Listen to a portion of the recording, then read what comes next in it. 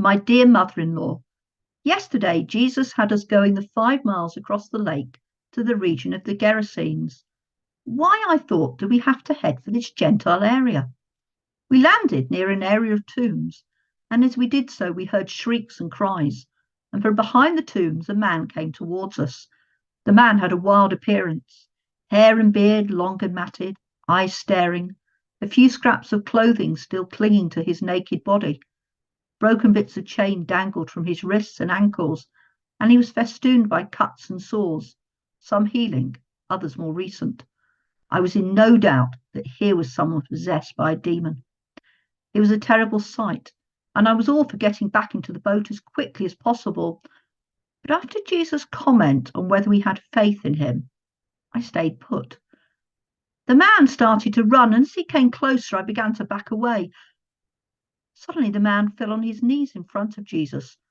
I breathed a little more easily, but I was still wary. Jesus said to him, "Come out of this man, you impure spirit." I'd seen Jesus heal those possessed by demons in this way before. However, this time, nothing seemed to happen. Instead, the man cried out, "What do you want with me, Jesus, Son of the Most High God? In God's name, don't torture me." I shuddered.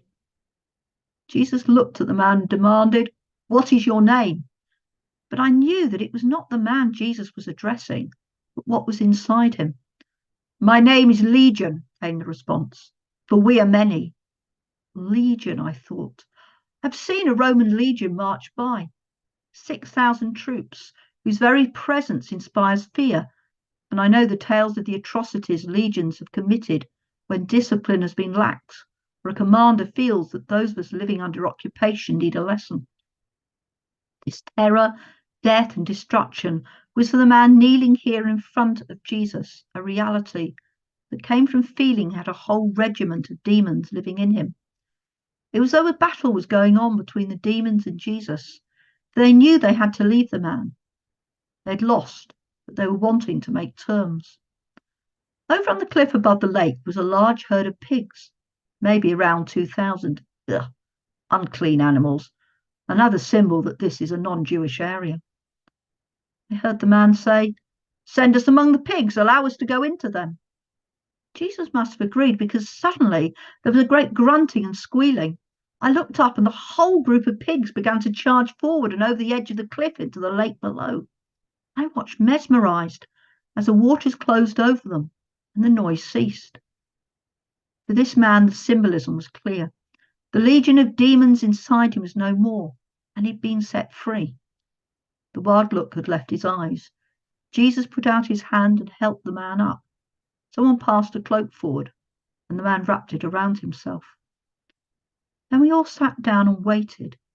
The quiet was soothing and wrapped around us, just like the stillness after Jesus had calmed the storm. It was broken by a crowd of local people. The swineherds must have run off and told everyone what had happened. They could see that the man was now clothed and in his right mind. Having seen this miracle, then I expected them to want to know more, to bring others to be healed and to listen to Jesus' teaching. But instead of begging Jesus to heal others, they begged Jesus to go. They seemed afraid of what he might do, how he might change their lives, challenge their beliefs, maybe even counting the cost. After all, I suppose losing 2,000 pigs is a high price. But I wondered, how does it compare to restoring the life of this man? Jesus stood up and led the way back to the boat. As he was getting in, the man came up and begged to go with us. Would Jesus now add a Gentile to our group? But instead, Jesus gave him a commission. Jesus told him to go and tell his family and friends what had happened, how God had changed his life, and then to carry on telling people in the Decapolis, 10 Gentile towns on this side of the lake. I wonder what happened to him. I never did learn his name. What a story that man had to tell of how Jesus found him and changed his life forever. I wonder, will others hear his story and because of it allow Jesus to change their lives? Will I too have a story to tell that will change lives in the future? Looking forward to seeing you soon. Love, Peter.